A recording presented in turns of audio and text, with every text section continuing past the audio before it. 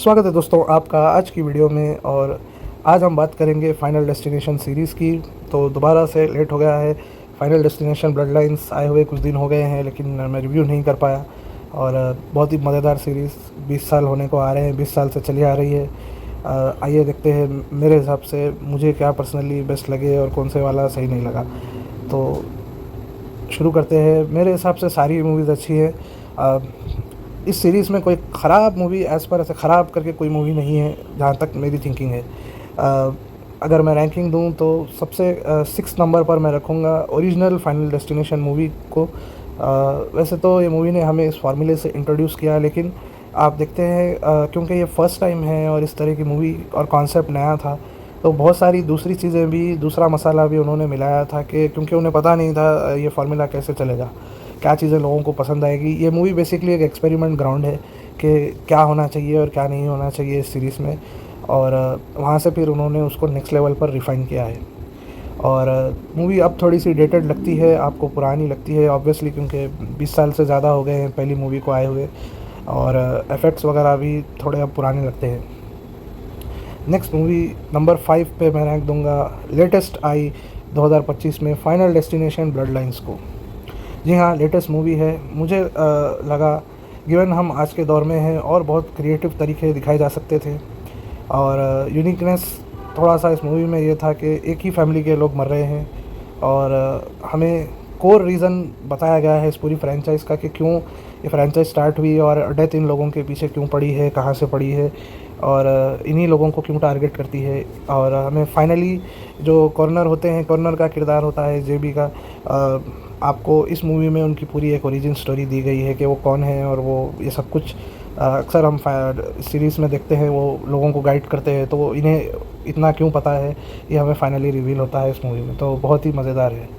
Overall अभी तो काफ़ी ये फार्मूला घिस चुका है। मेरे हिसाब से इनको अगर करना ही है तो सीरीज़ को रिबूट करना चाहिए या फिर एक अलग वे में इसको ले जाना चाहिए।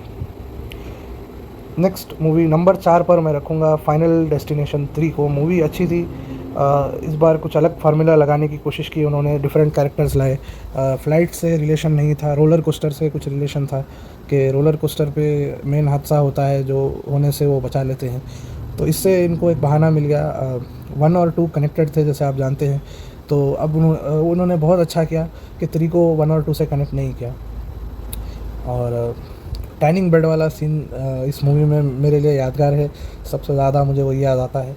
और आइए चलते हैं नंबर 3 रैंक पर। नंबर 3 पर मैं रखूँगा फाइनल डेस्टिनेशन 4 को, जिसे दी फाइनल डेस्टिनेशन भी बोला गया था, क्योंकि उस समय निर्माताओं ने फैसला किया था कि वो आगे की मूवीज़ नहीं बनाएंगे और यहीं पर इस फ्रेंचाइज़ को रोकना चाहिए।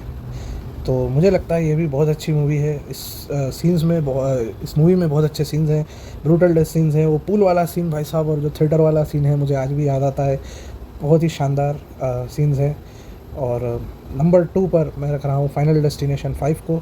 ये ओरिजिनल मूवी का प्रीक्वल है और इसकी ending one of the best है, क्योंकि फिर ये फर्स्ट मूवी से आपको वापस टाई इन करता है।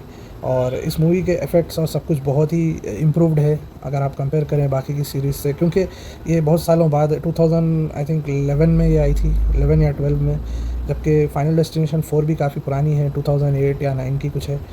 तो आई थिंक लास्ट मूवी यही थी फाइनल डेस्टिनेशन 5। बहुत सालों तक फिर हमें ये सीरीज़ नहीं दिखाई दी। तो और लेज़र वाला सीन भाई साहब, इसमें लेज़र सर्जरी जो होती है, आइकॉनिक सीन, मुझे वो वाली सीन बहुत याद आती है। तो नंबर 1 पर मैं रखूँगा फाइनल डेस्टिनेशन 2 को। मेरे हिसाब से ये मूवीज़ से ही हमें सही फार्मूला मिलता है।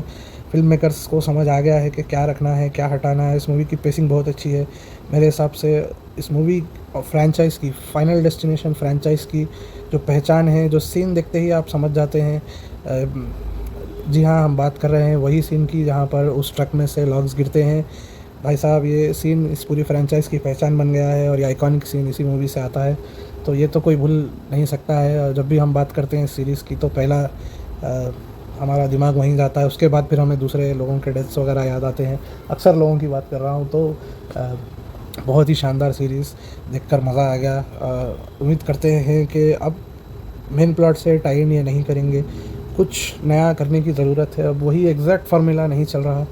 और मेरे हिसाब से फाइनल डेस्टिनेशन ब्लड लाइन्स को लेकर मेरी एक फ़िक्र ये थी देखने से पहले, मुझे लगा कि ये बहुत ज़्यादा मिस्ट्री रिवील कर देंगे कि क्यों डेथ पीछे है, कैसे है, क्या है, मतलब एकदम डिटेल में चले जाएंगे, जो कि वो गए हैं बट उस तरह से नहीं गए हैं। अभी भी काफ़ी मिस्ट्री है, बाकी आप उसका पूरा मैकेनिज़्म नहीं फिगर आउट कर सकते हैं। आपने जैसे अगर मूवी देखी है तो आपको पता होगा, तो अभी भी काफ़ी मिस्ट्री बची है। वो मेरे हिसाब से अब इस सीरीज़ को रिबूट कर कर कुछ और बेस पर कहीं और बनाना चाहिए यूएस से बाहर। और यूएस में हम बहुत कुछ ऐसे देख चुके हैं, 6 मूवीज़ बन चुकी हैं, कुछ और तरीके से बताना चाहिए या कुछ अलग इसको पीरियड पीस की तरह मेरे हिसाब से 1800s में या कुछ ऐसे पुराने दौर में फाइनल डेस्टिनेशन बनानी चाहिए। वो हिस्टोरिकल मूवी का फार्मूला इस मूवी के साथ कंबाइन कर कर, या फ्यूचरिस्टिक में आप बना सकते हैं, आगे चलकर भी ऐसे होगा करके कुछ अलग बता सकते हैं। क्योंकि मुझे लगता है 6 मूवीज़ में हम तकरीबन नॉर्मली हम 2010s में हम हर तरीक़ा देख चुके हैं कि कोई भी किसी भी तरह से ऊपर जा सकता है। तो नयापन एक लाने के लिए मेरे हिसाब से इसको पीरियड पीस बनाना चाहिए अगली मूवीज़ में, अगर वो कंटिन्यू करना चाहते हैं फ्रेंचाइज। वरना मेरे हिसाब से या तो फिर इसको यूएस से बाहर सेट करना चाहिए, ग्लोबल वे में इसको सेट करना चाहिए, वरना मेरे हिसाब से वो तरह का भाई साहब मज़ा नहीं आएगा। मुझे लगता है बहुत घिस चुका है अब ये फार्मूला। उम्मीद करता हूँ आपको वीडियो पसंद आई होगी। वीडियो देखने के लिए धन्यवाद। Have a good day.